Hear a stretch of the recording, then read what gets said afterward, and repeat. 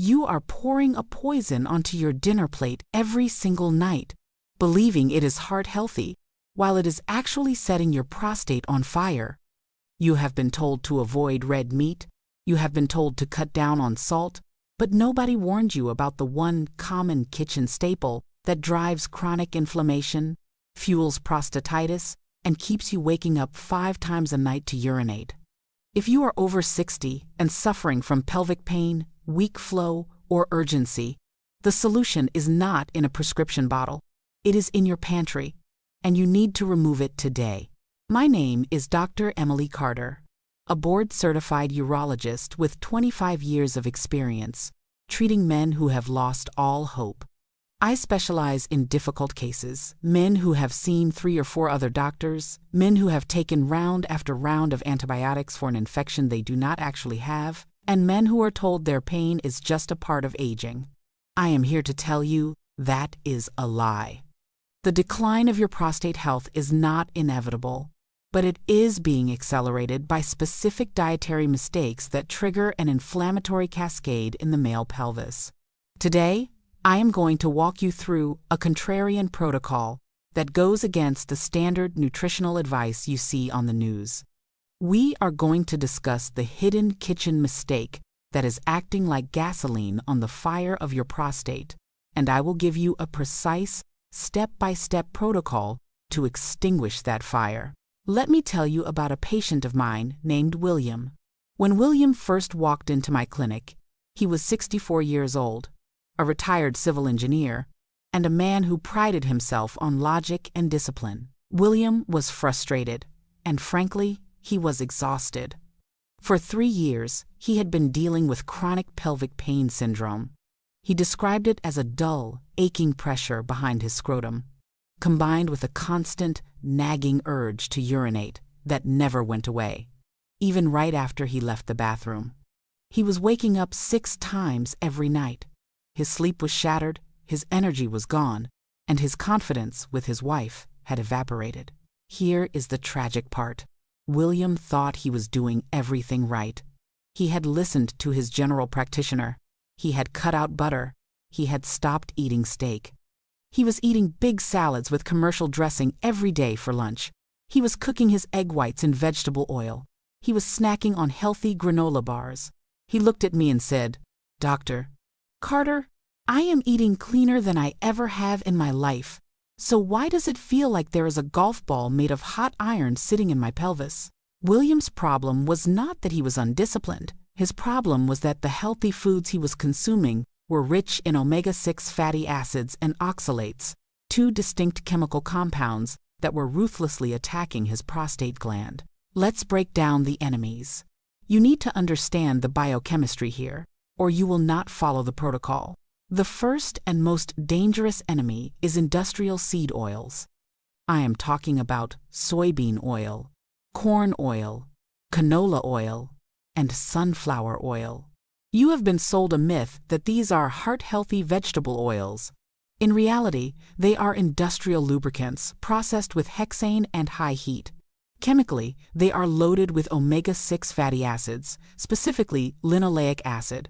When you consume high amounts of linoleic acid, your body converts it into arachidonic acid, which is then metabolized into pro-inflammatory molecules called prostaglandins and leukotrienes.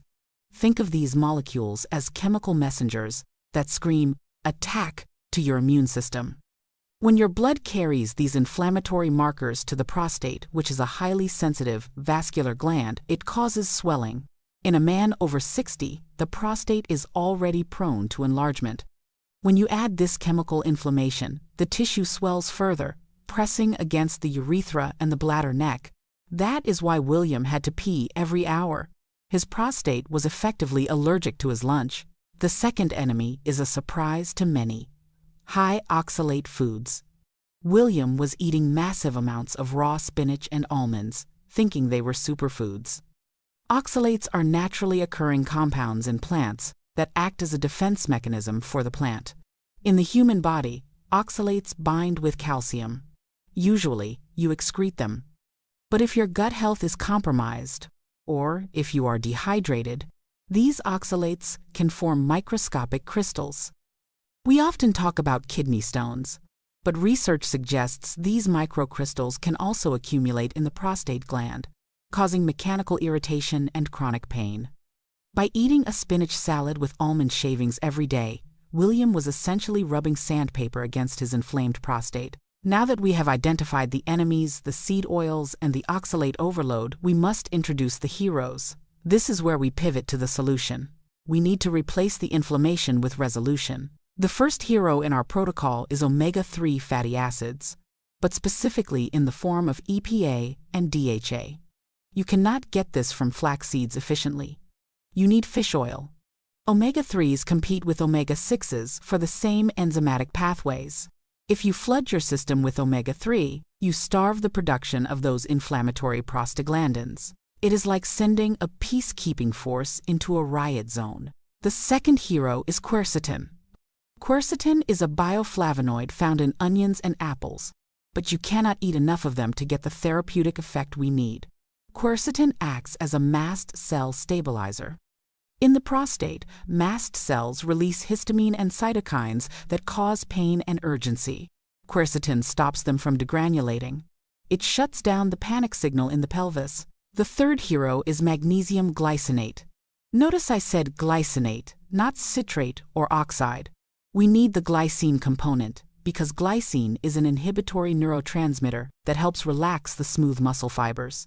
Your bladder and your prostate are surrounded by smooth muscle.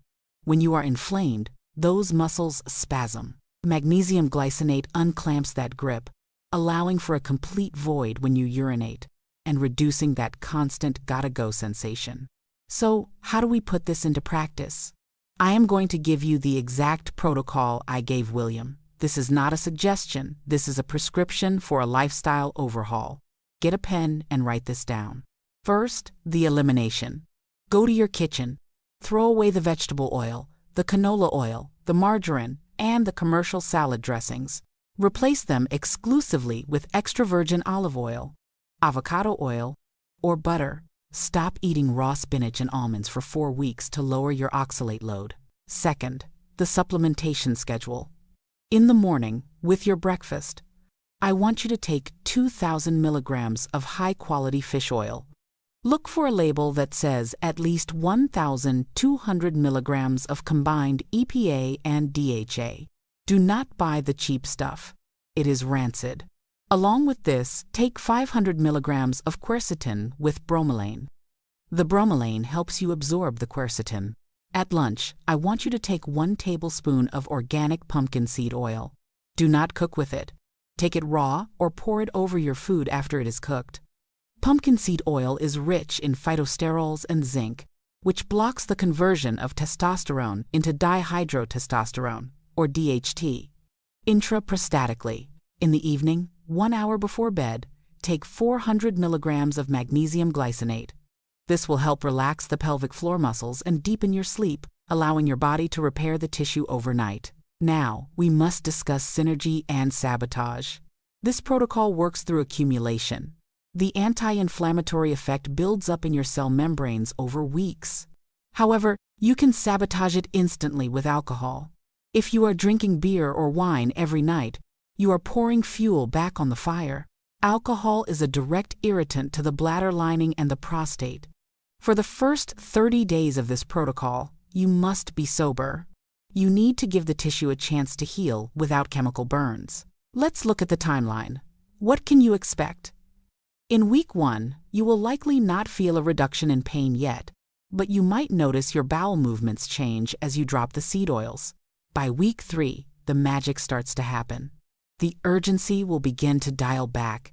Instead of running to the bathroom every hour, you might go every 2 or 3 hours. By week 6, the systemic inflammation has dropped significantly. This is exactly what happened to William. He came back for his follow-up at the 6-week mark. I will never forget the look on his face. He didn't look exhausted, he looked rested. He told me, "Dr. Carter, last night I only woke up once, just once." He said the constant ache behind his scrotum, which had been an 8 out of 10 on the pain scale, was down to a 2. It wasn't gone completely yet, but it was manageable. He had his life back. He could drive his car without panicking about traffic jams. He could sit through a movie. And most importantly, his PSA levels, which had been artificially elevated due to inflammation, had dropped by 1.5 points. William didn't need surgery. He didn't need a lifetime of antibiotics. He needed to stop poisoning his prostate with industrial oils and start nourishing it with the right biochemical signals. So here is my challenge to you. I want you to commit to the oil swap for just 30 days. Remove the seed oils, introduce the omega-3s and quercetin, and watch what happens to your body. It is simple, but it requires diligence. You have spent 60 years building your body. Do not let a cheap kitchen ingredient tear it down in your golden years. Take control of your health, because nobody else will do it for you. My name is Dr. Emily Carter. Thank you for watching, and stay healthy.